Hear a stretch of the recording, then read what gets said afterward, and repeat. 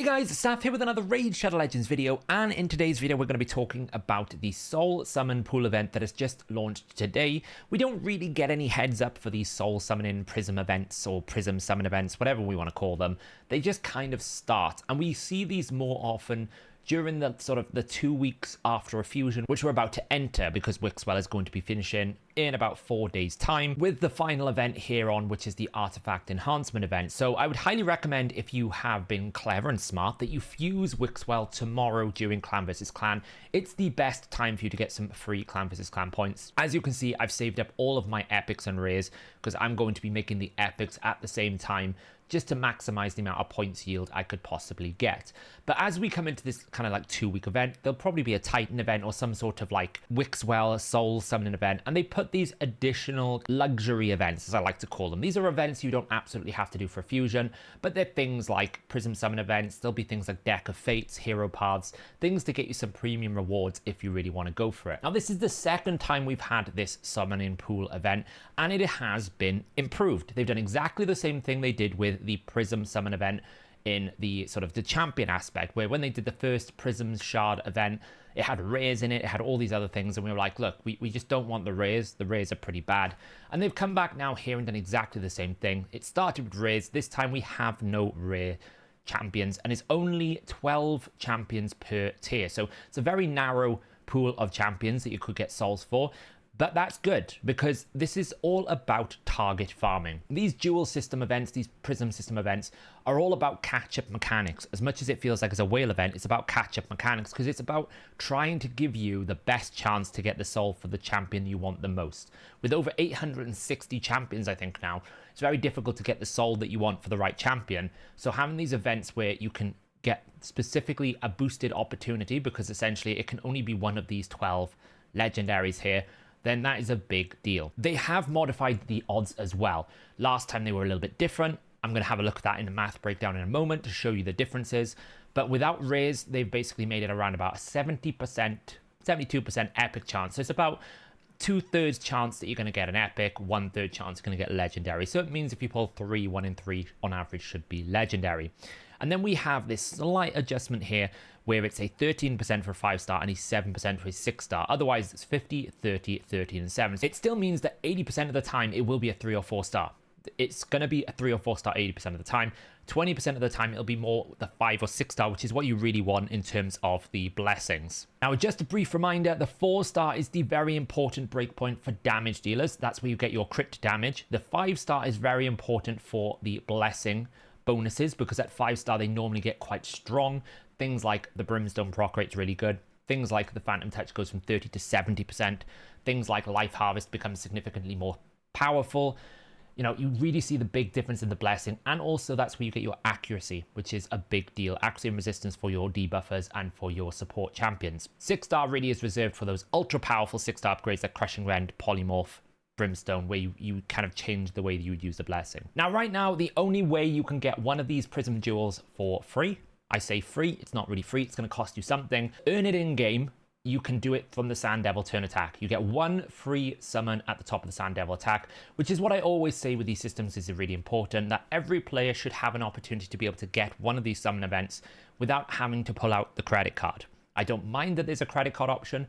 I would like there to be at least 2, but at least one event where the jewel is achievable from in-game activities, just so it gives someone a free event. And when they do that, then the way that I look at it is I would have done this Sand Devil tournament anyway, because I finished the Wixwell events. There's nothing else for me to spend my energy on.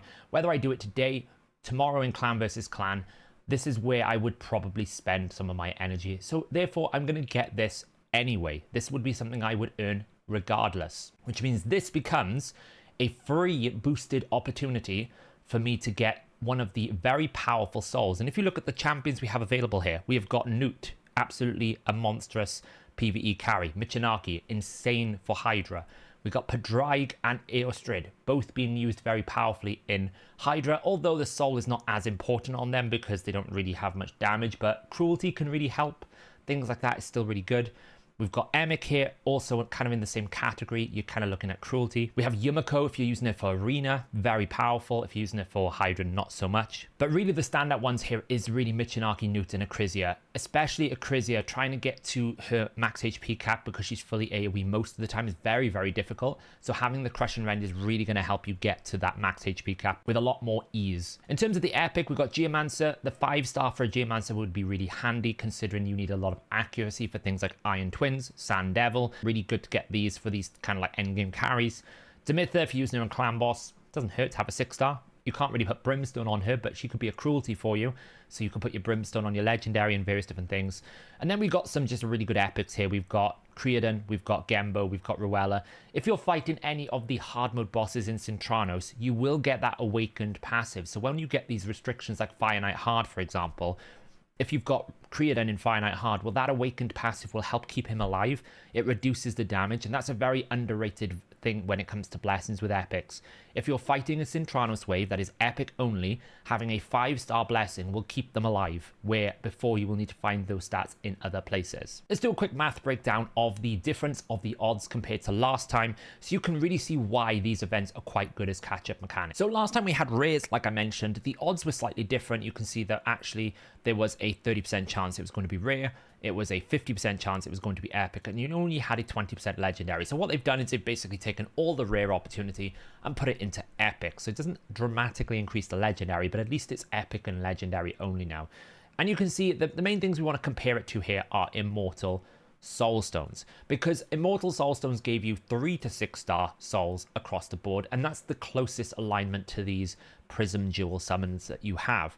The Prism Jewels give you a 3 to 6-star epic or legendary soul. In the current event, previously it was rare, epic, or legendary, so it's kind of like now a little bit better than an Immortal Soul Stone. So we compare it with the Immortal Soul Stone in terms of the opportunities that those stones give you, the various different rank and rarity souls. So right now, for example, if you pulled an Immortal Soul Stone, you have a 0.9% chance it's going to be a 6-star legendary. If we had the boosted opportunities, it would be a 1.8% because essentially they double it. So this compared in the old system to about 300% chance it was going to be rares, really good for rares, and about 122% increase for legendary 6-star. So it moved the legendary 6-star to 1.1% instead of 0.9. But you can see in the boosted awakening, it didn't really feel good. Rares were great, but who really wants a 6-star rare soul? Not many people. But the actual epic and legendary, the stuff that we really want at 6-star, didn't really feel too good because the awakening boost was active, and that's something you probably would hold stones for. So it's kind of like it's a nice system, but it's not super, super good. It was, however, super good for target farming, because you could see here, it's about 1,000% better. So this is the chance of you getting one of those souls, the one that you want, compared to normal. So you can see actually it's a massive increase, because normally it would be something like a 0.007% chance that you'd get a 6-star legendary of your choosing, the one that you want. So for example, if I wanted to get a 6-star legendary Newt Soul, a standard awakened immortal boosted tier 2 stone would be a 0.007% chance that it would be a 6-star Newt. It goes to a 0.06% in this event, so it's quite a significant increase. It's an 866% increase. So for target farming, it was very good. Now let's take a look at how this changes with the removal of rare champions. We're now only looking at epic and legendary.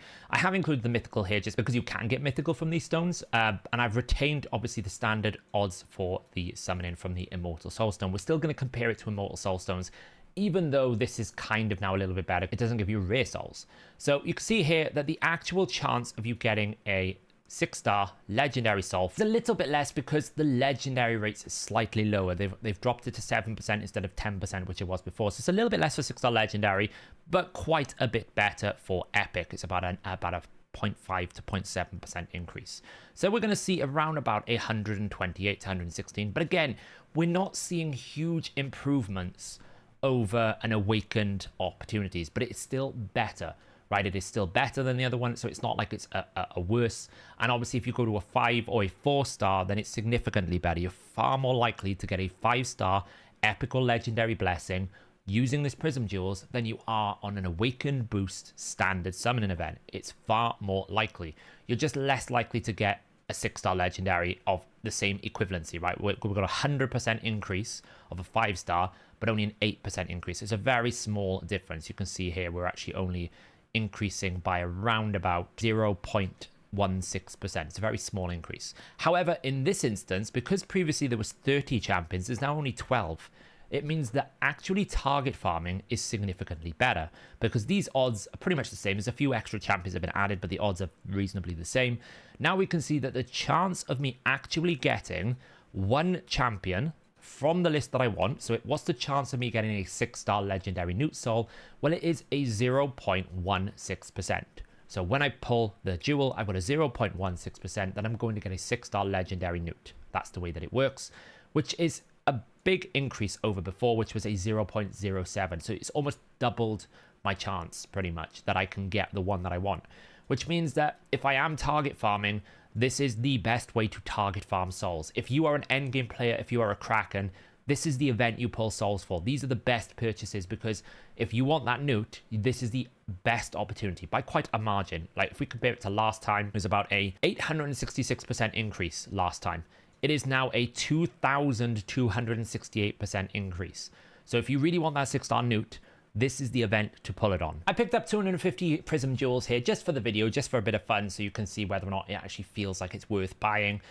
What I will say is this 100 is not really great because it only gives you like one summon and you have to have 60. So I picked up the 250 purely because this will give me 4 full summons. It's 4 full complete ones of this. It's a little bit better. And I'll have the one from Sand Devil as well. So pretty much 5 chances of me getting a good soul here. I am pretty much using Michinaki, Lady Kimmy, Kyoku.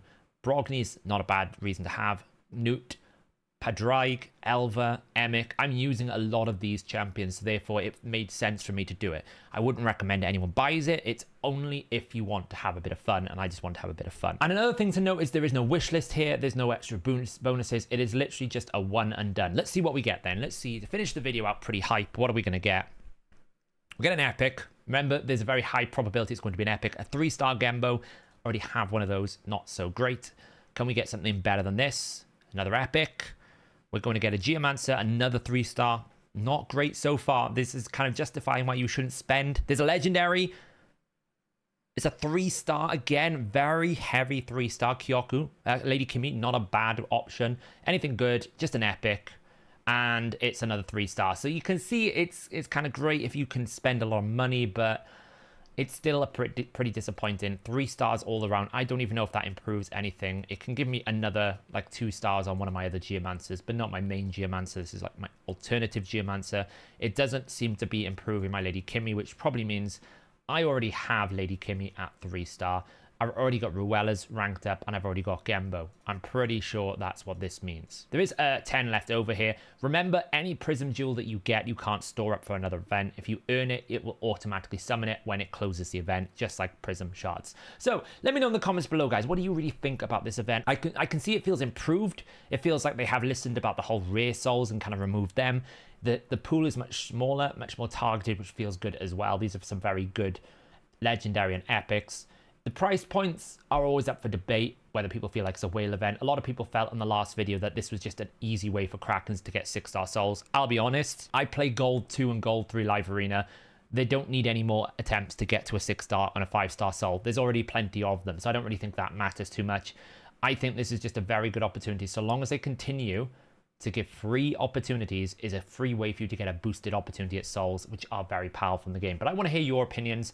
Let me know in the comments below, and I will catch you guys in the next video.